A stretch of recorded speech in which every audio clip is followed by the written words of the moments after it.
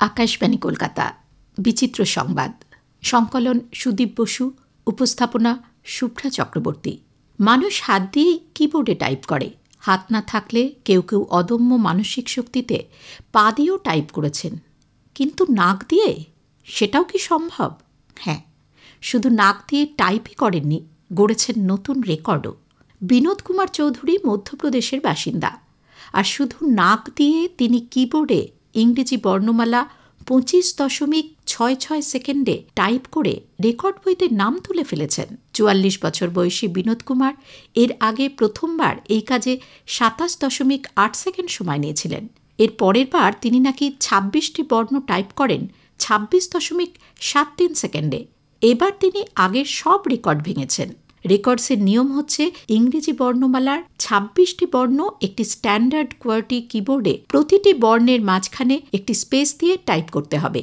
শুধু নাক দিয়েই নয়, এক হাত দিয়ে এবং পেছনে হাত দিয়ে দ্রুততম সময়ে টাইপ করার রেকর্ডও বিনোদ চৌধুরী দখলেই রয়েছে। তৃতীয় শ্রেণীর ছাত্রী লুইসা রয়ারের বয়স মাত্র 8 বছর। এই একরত্তি বয়সে ড্রোন উড়িয়ে সে ইউরোপ, জাপান, অস্ট্রেলিয়া, দক্ষিণ কোরিয়ার ভিডিওগ্রাফি করেছে। জিতে নিয়েছে সম্মানজনক NZ drone fest international film festival পুরস্কার। শুধু কি তাই, লুইসা বিশ্বের সর্বকনিষ্ঠ ড্রোন ভিডিওগ্রাফার হিসেবে নাম লিখিয়েছে রেকর্ড বইতে। মার্কিন যুক্তরাষ্ট্রের ইন্ডিয়ানা প্রদেশের বাসিন্দা মেয়েটি বিভিন্ন দেশ ভ্রমণের সময় ড্রোন দিয়ে ভিডিও করে। পরে নিজের শিক্ষকের উৎসাহে সেগুলো ফিল্ম ফেস্টিভ্যালে পাঠান লুইসা। সেই ভিডিও 2023-এ best new drone pilot award অর্জন করে। অচেনা পথ বা ঠিকানা চিনতে মোবাইলে ম্যাপের সহযোগিতা অনেকেই নিয়ে থাকেন। সেই ম্যাপ যে মাঝে মাঝে ডোবায় তার প্রমাণ হাতে নাতে পেয়েছেন 4 পর্যটক। ম্যাপের সাহায্য নিয়ে পথ চলতে গিয়ে গাড়ি নিয়ে সোজা জলে পড়েছেন তারা। জানা গেছে, হায়দ্রাবাদ থেকে ওই 4 পর্যটক দক্ষিণ কেরালার আলাপ্পুঝায় যাচ্ছিলেন। তারা যে পথ দিয়ে যাচ্ছিলেন তা অতিবৃষ্টির কারণে পুরোপুরি জলে ডুবে গিয়েছিল। ফলে রাস্তার উপর দিয়ে জলের তীব্র স্রোত প্রবাহিত হচ্ছিল। অচেনা জায়গা আর বৃষ্টিতে রাস্তা ডুবে যাওয়ায় বিপাকে পড়েন ওই পর্যটকেরা। ফলে গুগল ম্যাপ দেখে পথ চলছিলেন তারা, আর তাতেই ঘটে বিপত্তি। গভীর জলে গিয়ে পড়েন তারা। গাড়ি ডুবলেও অক্ষত অবস্থায় ওই 4 পর্যটক বের হয়ে আসতে পেরেছেন, তবে তাদের গাড়িটি উদ্ধার করা যায়নি। ম্যাপ দেখে পথ চলতে গিয়ে এমন দুর্ঘটনার খবর এই প্রথম নয়।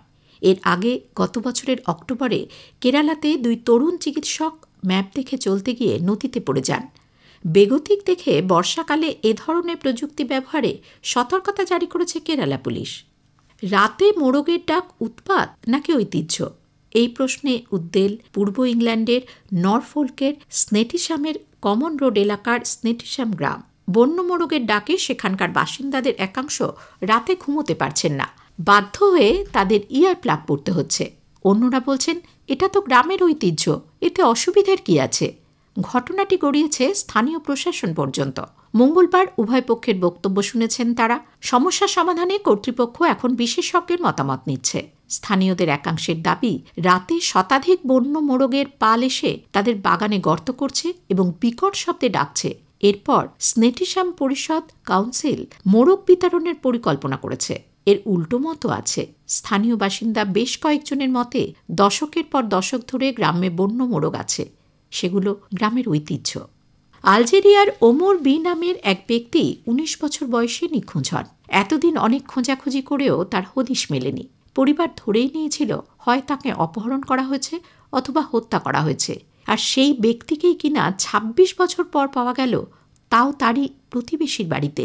জানা গেছে 1998 সালে আলজেরিয়ার গৃহযুদ্ধ চলাকালে ওমর নিখোঁজ হন। এখন তার বয়স 45। চলতি সপ্তাহে আশ্চর্যজনকভাবে আলজেরিয়ার জেলফা শহরে ওমরের বাড়ি থেকে মাত্র 200 মিটার দূরে খড়ের গাদায় তাকে পাওয়া যায়। সম্পত্তির উত্তরাধিকার নিয়ে বিরোধের জের ধরে অপহরণকারীর ভাই ওমরের ভিডিও সামাজিক যোগাযোগ মাধ্যমে ছড়িয়ে দেয়। এরপরই ওমরের অবস্থান জানা যায়। প্রশাসন জানিয়েছে, ওমরের অপহরণকারী সন্দেহভাজন ব্যক্তির বয়স 61 বছর। তিনি এল গুয়েদিদ পুরসভার একজন দারোয়ান। পালানোর চেষ্টা করলে তাকে পুলিশ হেফাজতে নিয়েছে। বিচিত্র সংবাদ শেষ হল। সংকলন সুদীপ বসু, উপস্থাপনা শুভ্রা চক্রবর্তী।